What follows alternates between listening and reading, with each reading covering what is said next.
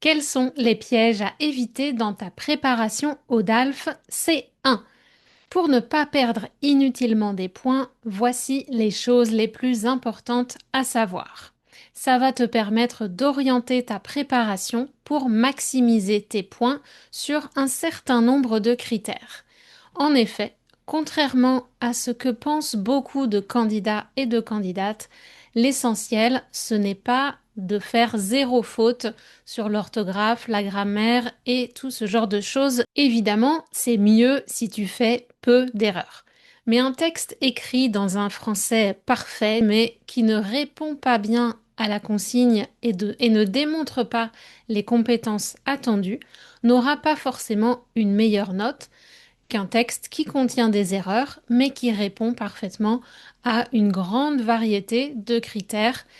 Et même s'il y a des influences de la langue maternelle, si le candidat ou la candidate prouve la maîtrise du format académique, eh bien la note sera meilleure. C'est une bonne nouvelle pour celles et ceux qui ont des difficultés avec la grammaire et l'orthographe. Bien sûr, il y a quelques fautes qui piquent les yeux, comme on dit, ça fait mal aux yeux des examinateurs. On aimerait éviter de voir ces erreurs-là. Je vais t'en dire un peu plus à ce sujet dans l'épisode.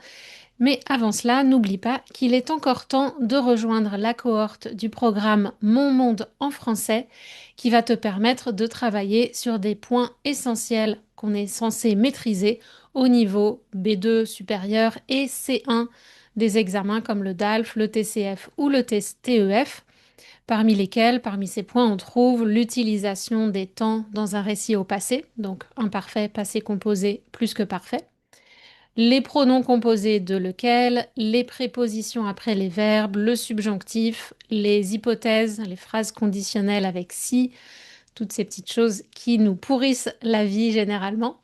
Et tu pourras trouver les liens dans la description sous l'épisode.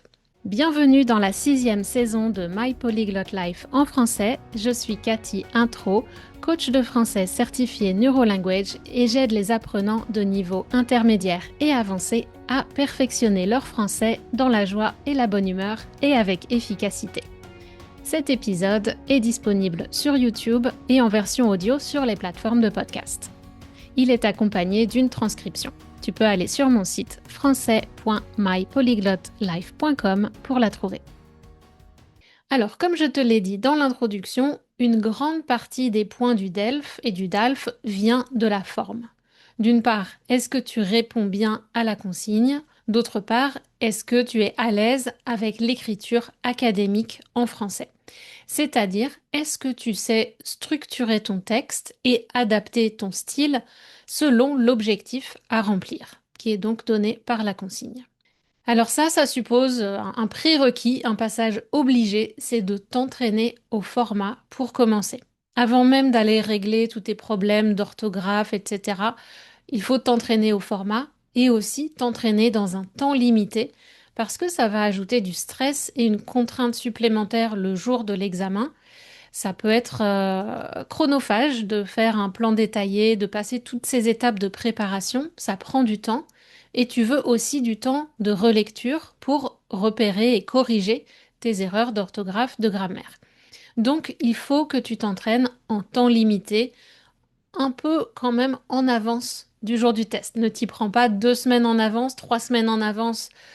J'ai déjà préparé des candidats comme ça en dernière minute, mais c'est toujours un peu plus stressant que si on a quelques semaines ou quelques mois pour se préparer. Alors premièrement, concernant le format, tout d'abord, prends bien le temps de lire la consigne. Si je te dis article de blog, lettre ouverte, lettre à une personne en particulier, par exemple au maire, au président, à la présidente, à la ministre, je ne sais quoi, ou encore essai argumenté. Est-ce que tu saurais me dire les différences entre ces différentes pièces d'écriture? Les différences de contenu, de style? Qu'est-ce qui fait que quelque chose est une lettre ouverte ou un essai argumenté? Le contenu en lui-même peut être similaire. On va retrouver globalement la même chose et la même organisation en paragraphes avec des idées et des exemples dans chaque type de production demandée. Mais la présentation et les formules types notamment formules de politesse si c'est une lettre, qu'on va utiliser seront différentes. Les accroches, les interpellations du lecteur, etc. Si tu écris une lettre au président de machin truc sous la forme d'un essai argumenté, mais sans toutes les petits ajouts qui vont faire qu'on reconnaît que c'est une lettre adressée à cette personne-là, tu ne marqueras pas tous les points de structure. C'est dommage, non? Parce que c'est quand même pas grand-chose. Ça, c'est des choses relativement certaines. Sur l'orthographe, la grammaire, il y a beaucoup d'incertitudes, d'exceptions. Ça, c'est juste des trucs, comme on dit, bêtes et méchants. Tu te fais des petites fiches, tu les apprends pour pouvoir les appliquer le jour du test et c'est des points gagnés assez facilement.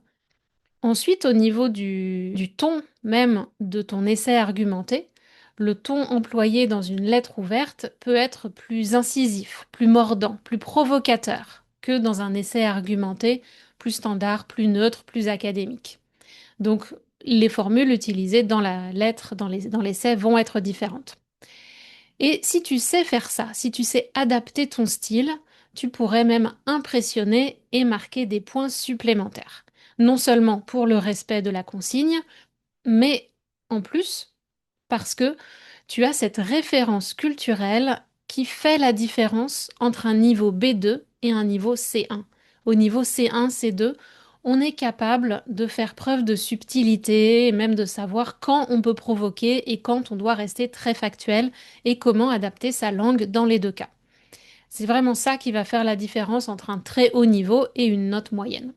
Mais je te rappelle que pour valider un examen de type B2 ou C1, tu as juste besoin de la moyenne, donc 50%.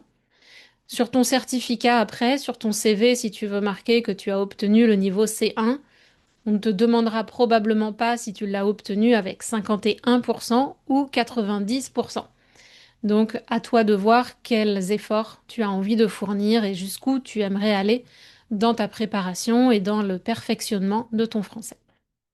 Alors, qu'est-ce que tu peux faire pour arriver à ce point-là? Si tu as envie de viser les 90% ou même plus, qu'est-ce que tu peux faire pendant ta phase de préparation à l'examen?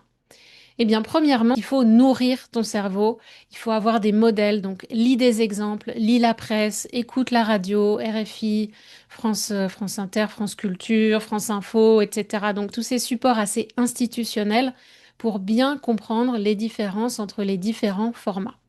Tu peux aussi demander à l'intelligence artificielle de te produire un texte, mais je veux dire, on a assez de journalistes et de supports authentiques qui existent déjà, on n'a peut-être pas besoin de gâcher des ressources pour en produire de nouveaux. Tu as aussi des manuels qui te donnent des exemples et de nombreux sites internet.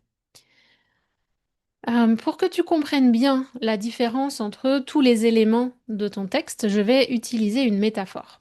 N'hésite pas à en utiliser aussi dans tes textes et dans tes expressions orales. Donc, si on veut faire une métaphore, le format de ton essai argumenté, c'est l'apparence de ton édifice. Un édifice, un immeuble, ça peut être une maison individuelle, une maison mitoyenne, townhouse, ou un appartement, une cabane, ça peut être plein de choses. Ça, c'est ce qu'on te demande, c'est de construire quelque chose. Et la consigne va te dire quel type de bâtiment tu veux. Donc, un essai, une lettre ouverte, etc. Ça, c'est ton type d'édifice. Maintenant, cet édifice doit être construit sur des fondations solides. Et ça, la structure de ton argumentation, ton plan détaillé et la progression logique de tes arguments, ce sont les fondations. Et demande aux architectes qui construisent de vrais édifices, il y a certains principes à respecter si tu veux que ton immeuble ne s'écroule pas. Donc ton plan détaillé, il doit vraiment être logique. Donc réfléchis avant même de commencer à écrire le texte, réfléchis à la structure et à la progression logique et aux exemples que tu vas utiliser pour illustrer tes idées. Comme je te l'ai expliqué dans une vidéo qui date un peu mais dont le contenu est toujours pertinent, le plan détaillé, c'est le point le plus important. C'est ça qui va permettre que ton argumentation soit convaincante et ça représente un certain nombre de points dans la grille d'évaluation du DALF. Donc avant même de faire des productions complètes et de perdre un temps précieux et de l'énergie, assure-toi de maîtriser l'art de faire un plan. Si tu as plusieurs mois pour te préparer au test, commence par te préparer sur la structure et à devenir un expert de la rédaction d'un plan détaillé en 10-15 minutes. Comme ça, le jour de l'examen, tu auras beaucoup plus de temps pour la partie rédaction. Si tu es un expert en écriture de plan, tu pourras passer très vite à l'étape suivante. Et puis, ça facilitera aussi la vie de ton prof ou coach de français parce que quand on doit corriger à la fois la structure et la langue, le français, ça donne des corrections parfois assez mélangées, compliquées. On a des flèches partout qui indiquent de déplacer des phrases ou des paragraphes, puis ensuite on corrige la grammaire, mais si on refaisait tout le texte, ces phrases ne seraient même pas là pour commencer. Donc voilà, commence avec la structure, puis ensuite élabore, construis par-dessus euh, cette structure logique que tu as définie. Ensuite, je continue avec ma métaphore de la maison qu'on est en train de construire pour assembler les différents éléments de ton plan détaillé, donc tes fondations. Tu as besoin de ciment, de vis, de chevilles et d'autres éléments de fixation. Ça, ce sont tes connecteurs logiques. Donc dans ton plan détaillé, tu peux aussi indiquer les connecteurs logiques que tu souhaites utiliser pour bien visualiser les, les relations qu'il y a entre les différents éléments, que ce soit une addition, une opposition, une concession, un exemple. Vraiment, si tu mets ça sur le papier, donc ça va t'aider évidemment au moment de la rédaction, mais quand tu penses à l'épreuve de production orale, tu auras juste ça devant les yeux. L'épreuve de production orale, tu ne peux pas tout rédiger. Donc tu auras ton plan détaillé avec tes arguments, tes connecteurs logiques, et ensuite, à partir de ça, tu vas parler spontanément. Donc ça, il faut que ce soit solide et que tu maîtrises. Donc j'ai parlé des éléments pour connecter, du plan détaillé, mais j'ai oublié un point très important qui vient même avant le plan détaillé, c'est la problématique. Pour concevoir les plans, les fondations et fixer tout ça, il faut déjà être très clair et savoir exactement ce qu'on veut faire avec cette maison. Savoir pourquoi on en a besoin. Parce que imagine, tu rencontres un ou une architecte pour construire une maison. Bon, il sait que c'est une maison. Déjà, ça cadre un peu le sujet. On sait qu'on veut une lettre ouverte. Très bien.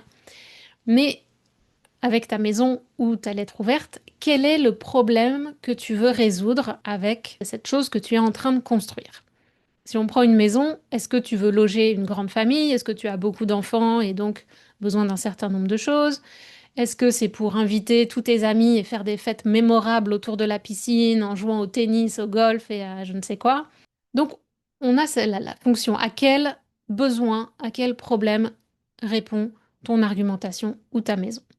Et dans le cas du DALF, savoir aussi pourquoi on s'intéresse au sujet et à quel aspect problématique on va s'intéresser en particulier. Une problématique, c'est peut-être pas encore très clair ce que c'est, mais un aspect problématique, je pense que c'est plus facile à comprendre. Tu comprends que c'est un point qui pose problème. Par définition, c'est un problème complexe dont la réponse n'est pas simple. Ça va être une réponse nuancée. Sinon, ça ne sert à rien de perdre 2 heures à écrire une argumentation sur le sujet. Si tu trouves que c'est compliqué, c'est normal, c'est le but. Donc voilà, un aspect problématique sur un sujet, c'est assez facile à comprendre ce que c'est. Maintenant, expliquer exactement ce que c'est une problématique ou une bonne problématique dans le contexte de la rédaction d'un essai argumenté ou d'une production orale, c'est difficile parce qu'il y a des règles plus ou moins explicites sur ce qu'un français, un francophone a en tête quand on dit le mot la problématique. Quand on fait sa scolarité dans le système francophone, on apprend à faire ça au lycée, dans les cours de sciences humaines, histoire géo, philosophie, français. Et malheureusement, je ne vais pas pouvoir traiter de ça dans cette vidéo parce qu'on pourrait faire une vidéo complète sur la problématique. Donc je vais enchaîner avec les autres pièges à éviter dans ta préparation au DALF. Les points suivants vont être un petit peu plus courts parce que je voulais vraiment insister sur l'importance de te préparer sur la structure du format de l'examen. Et pour t'aider à faire ça, pour t'aider à te préparer à la structure et à nourrir ton cerveau avec des modèles, des exemples, comme je te l'ai dit tout à l'heure, mon point numéro 2, donc les pièges à éviter, c'est essaye de ne pas négliger ta préparation aux épreuves de compréhension. Même si tu as une bonne compréhension écrite et une bonne compréhension orale, tu peux utiliser les supports utilisés pour préparer ces deux épreuves pour te préparer aussi aux épreuves de production. Donc, quand tu consommes ces sujets d'examen de compréhension écrite et orale, fais attention à la structure des textes, aux formules idiomatiques et aux structures de phrases utilisées. Donc, tu peux t'inspirer de tous ces textes et audios pour copier des morceaux de phrases ou des idées pour te constituer une sorte de base de données que tu pourras ensuite recycler dans tes productions. Prends ça vraiment comme des modèles vers lesquels tu peux tendre. Tu peux donc essayer de t'approcher de ça et puis récupérer des idées pour ensuite les utiliser dans tes propres productions. Erreur numéro 3, ne mémorise pas des choses que tu ne comprends pas parce que ça va se voir. Si tu ne comprends pas quelque chose, par exemple un connecteur logique, il y a un grand risque que tu l'utilises mal et là l'examinateur va savoir que tu as appris une liste de trucs par cœur mais que tu ne les maîtrises pas. Il y a des écoles qui te préparent au DALF, au DELF, qui sont un peu spécialistes. Ils te donnent des listes de phrases ou de mots à apprendre, mais sans vérifier que tu comprends bien l'utilisation dans quel contexte on les utilise. Et ça se voit. Ça donne un peu l'impression de parler comme un robot, où tu as tes phrases à dire et tu les balances un peu comme ça, mais ça vient, comme l'expression dit, comme un cheveu sur la soupe. Donc, ça n'a rien à faire là, c'est pas le bon contexte, c'est pas la bonne idée qui est associée à ce connecteur dans ta phrase. Et donc ça, c'est un signe très clair que tu ne maîtrises pas le niveau attendu.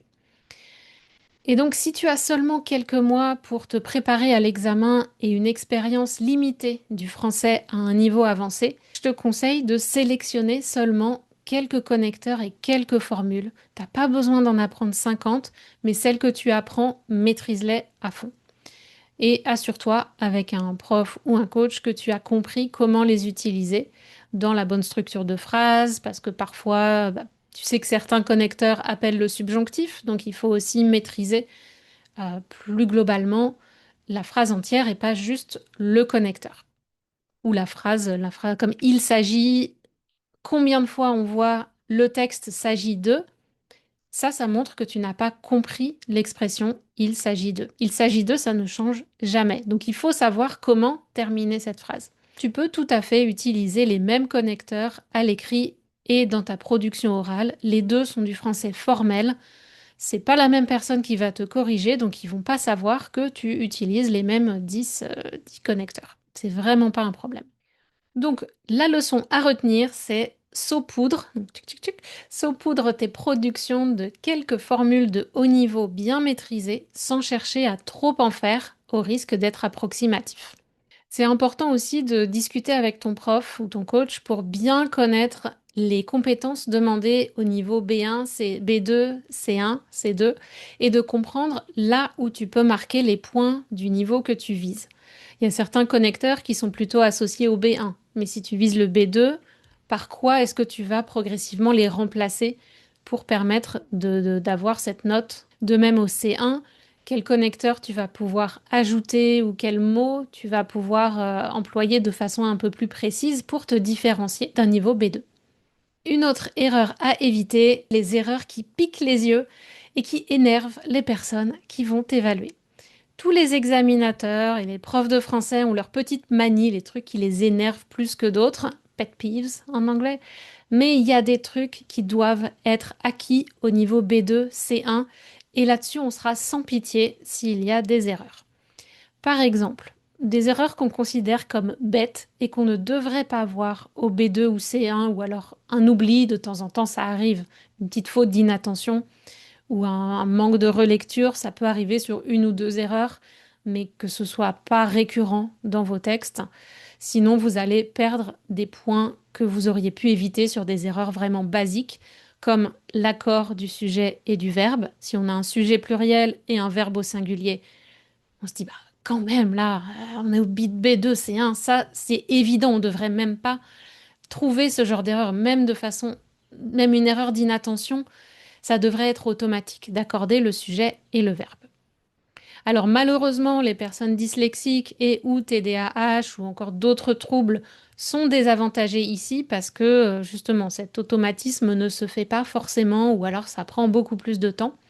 Mais rassurez-vous, vous pouvez marquer des points ailleurs, c'est pas la fin du monde. Faites de votre mieux, gardez beaucoup de temps pour la relecture. D'ailleurs, si vous avez un certificat médical prouvant le trouble de l'apprentissage, vous pouvez demander à votre centre d'examen s'il y a des possibilités d'avoir plus de temps pour passer l'épreuve. Renseignez-vous avec le centre de votre région. Donc, en dehors de l'accord sujet-verbe, il y a aussi bien sûr les marques du pluriel. N'oubliez pas les S. Le féminin, faites attention aux accords des adjectifs, des participes passés. Le pronom relatif qui ou que, ça aussi c'est censé être maîtrisé au niveau B2, C1. Mais aussi, et là c'est peut-être le pire, c'est un des trucs qui moi m'énerve parce que ça donne une mauvaise image en fait. Dans les consignes, on vous demande de ne pas recopier des phrases entières des documents qu'on vous donne. D'accord. Mais vous pouvez prendre des mots-clés ou des morceaux de phrases. Ça, c'est autorisé. Et je te jure qu'il n'y a rien de plus énervant que de voir des erreurs dans un texte qui a été recopié. Le mot est là, sous ton nez, sur le document, et tu le recopies dans ta production avec une erreur. On se dit, bah, quand même, là, tu pouvais vérifier. Tu l'as sous les yeux, tu n'as aucune excuse pour faire une erreur, sauf si effectivement tu as une dyslexie et que ce que tes yeux voient et ce que ton cerveau décode et écrit, je sais que tu fais de ton mieux. Et puis même si on n'est pas dyslexique, ça peut arriver une erreur d'inattention, mais bon, si ça arrive plusieurs fois dans ta production, ça donne, ça donne pas une image de sérieux et si le candidat n'est pas capable de recopier sans faute. On est beaucoup moins indulgent avec ces erreurs. Et finalement, je reviens sur le point très important de l'importance de se préparer à l'avance.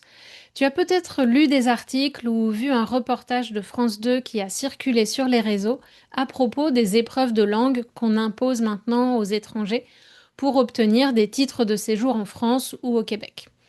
Une des conclusions est que même certains Français nés et scolarisés en France ne réussissent pas à valider le niveau C1 à leur premier essai. Certains échouent même au niveau B2 en production écrite. Oui, le français, c'est compliqué pour tout le monde. Au Canada, on a aussi vu des Français incapables d'atteindre le niveau permettant d'obtenir le maximum de points au TCF. Pourtant, ils ont fait toute la scolarité en France. Alors donc oui, premièrement, le français est une langue compliquée pour les natifs, mais ça n'explique pas tout. Deuxièmement, le niveau évalué au C1 correspond à un niveau post-secondaire, donc l'entrée à l'université ou même déjà un petit peu plus loin dans l'université. Or, tous les Français ne suivent pas une scolarité qui les prépare à démontrer les compétences évaluées dans l'examen. Troisièmement, même parmi les Français qui ont le niveau universitaire requis et qui ont théoriquement les compétences, il y a toujours un risque d'échouer si la consigne n'est pas respectée ou si le niveau de langue soutenu est jugé trop faible, avec l'emploi de mots ou de structures trop basiques. Et si en plus il y a des fautes d'orthographe, on peut rétrograder un français au niveau B2 parce que la personne n'est pas préparée au format spécifique de l'examen. Ou alors n'a pas lu la consigne ou n'a pas réussi à montrer qu'elle a compris la consigne et qu'elle a été capable de produire le format demandé. C'est vraiment quelque chose c'est comme un moule pour faire un gâteau. On vous demande de rentrer dans le moule. C'est tout. On ne juge pas votre capacité intrinsèque à parler français. On juge votre capacité à parler français et à produire quelque chose qu'on vous demande de la façon dont on vous demande. Vraiment rentrer dans le moule, c'est aussi important que le gâteau qui est à l'intérieur. Et dans le cas des personnes qui n'ont pas été scolarisées en France, probablement comme toi, il y a un certain nombre de points à clarifier sur cette structure et ce format. Donc autant sur le format que le vocabulaire, la syntaxe, l'expression orale, la compréhension de la formulation des questions et des réponses des épreuves de compréhension. Même les francophones s'arrachent les cheveux sur les questions et les réponses des épreuves de compréhension parce que la formulation est peu claire, juste pour vérifier que tu as une compréhension très précise des textes et des questions. C'est vraiment compliqué, même pour des francophones, et on peut se tromper. Donc, toi, encore plus.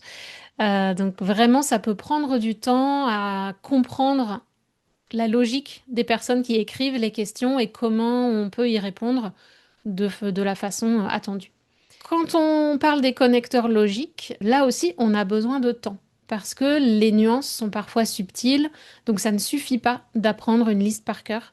Une liste hors contexte, ça ne sert à rien et même avec une ou deux phrases d'exemple, c'est un peu limité. Mon conseil, c'est de sélectionner quelques connecteurs avec lesquels tu es familier plutôt, et puis quelques nouveaux, quelques-uns qui te challengent un petit peu, mais il ne faut pas que tous soient compliqués. Pour les connecteurs logiques, c'est vraiment important d'essayer de les utiliser dans tes productions avec tes mots à toi, tes phrases personnelles, et de voir avec un prof ou coach qualifié si ça fonctionne ou pas, d'avoir un feedback, et progressivement, tu vas affiner ta compréhension des nuances et devenir capable de les utiliser vraiment correctement. Ne crois pas qu'en 15 jours, tu vas maîtriser les connecteurs logiques du français. Même si tu parles espagnol ou italien, il y a quand même des différences entre les langues. Donc, ça peut prendre un petit peu de temps. Et en plus, si tu es généralement stressé lors des examens, il faut en plus que tu apprennes à gérer ce stress. Et pour ça, avoir le sentiment d'être préparé, ça aide vraiment beaucoup. Ma spécialité en tant que coach linguistique de français, c'est tout ce qui concerne la problématique, le plan détaillé, la structuration et le perfectionnement des productions écrites et orales, ainsi que les stratégies de gestion du stress, et puis tout ce qu'on peut mettre en place dans des cas particuliers comme la dyslexie, le TDAH, troubles de l'attention et autres troubles, pour essayer d'optimiser tes résultats sur tes points faibles et de maximiser les points sur les autres points qui pourraient être tes points forts ou les points de structure où tu pourrais gagner des points. Donc si tu fais face à ces challenges ou tu aimerais t'améliorer sur tous les points que j'ai décrits, contacte-moi et on verra comment on peut t'aider à atteindre ton objectif, B2, C1, même C2 si tu veux viser jusque là-haut, que ce soit en coaching individuel ou dans le cadre du programme de grammaire avancée qui contient aussi un bonus sur la préparation du DALF C1 et puis l'opportunité de s'entraîner avec d'autres personnes qui se préparent aussi à l'examen. Je reviens encore au dyslexique TDAH parce que le plan détaillé et la structure de l'argumentation, ça peut être particulièrement difficile. Organiser ses idées, avoir un suivi sans partir dans tous les sens, ça peut être compliqué, mais justement, c'est encore plus important de vous entraîner à vous améliorer sur ce point parce que c'est ça qui va vous permettre de vous cadrer le jour de l'examen. Ensuite, vous allez compter sur votre hyper focus qui va vous permettre de remplir la tâche le jour J avec l'adrénaline et tout ça. Vous allez être au top du top. Mais en concevant votre plan détaillé, j'espère que vous entendrez ma douce voix pour résister à la tentation de sortir quelque chose qui ne correspond pas à votre plan. Je sais, vous avez plein d'idées géniales à la minute, mais vous risquez de vous perdre alors que vous avez déjà quelque chose qui répond à la question et qui va vous permettre d'obtenir les points. Quand on essaie de suivre son idée géniale, l'inspiration du moment, mais qui risque de partir aussi vite qu'elle est arrivée, ça génère du stress, ça risque de rendre votre grammaire plus approximative, alors que si on s'en tient à quelque chose qui est un peu plus préparé, qu'on juge peut-être un peu plus ennuyeux ou plat ou sans saveur, on a juste besoin que ça réponde aux exigences de l'examen. Tu pourras te faire plaisir après quand tu auras terminé l'examen, mais là, on veut juste que tu réussisses ton texte. Donc, apprends à faire un plan, à rester cadré sur là, je vais encore utiliser une image, c'est comme une voie de chemin de fer. Tu as construit tes rails, tu as construit ton chemin, tu restes dessus. Et puis, tu penses bien que c'est juste une épreuve en temps limité. Ça va pas durer très longtemps. Donc, fais de ton mieux. Donne ton maximum pendant ces quelques heures pendant lesquelles on te demande de produire ces tâches-là. J'espère que ces conseils vont t'aider, mais si tu as encore des questions, poste dans les commentaires et je ferai de mon mieux pour y répondre. N'oublie pas de t'inscrire à la newsletter si tu veux aussi recevoir plus de conseils chaque semaine dans ta boîte aux lettres. Ciao, ciao! Voilà, c'est tout pour aujourd'hui. Si tu aimes ce podcast, tu sais que tu peux m'aider beaucoup en mettant des reviews, des étoiles sur ta plateforme de podcast préférée, en le partageant avec tous les gens que tu connais autour de toi qui peuvent comprendre le français. Et n'oublie pas de t'abonner au podcast pour recevoir les notifications, mais aussi à ma newsletter pour recevoir encore plus de conseils, de retours d'expérience, des cadeaux, des réductions et des informations sur mes programmes et services, et aussi tout simplement pour garder le contact. Ciao ciao!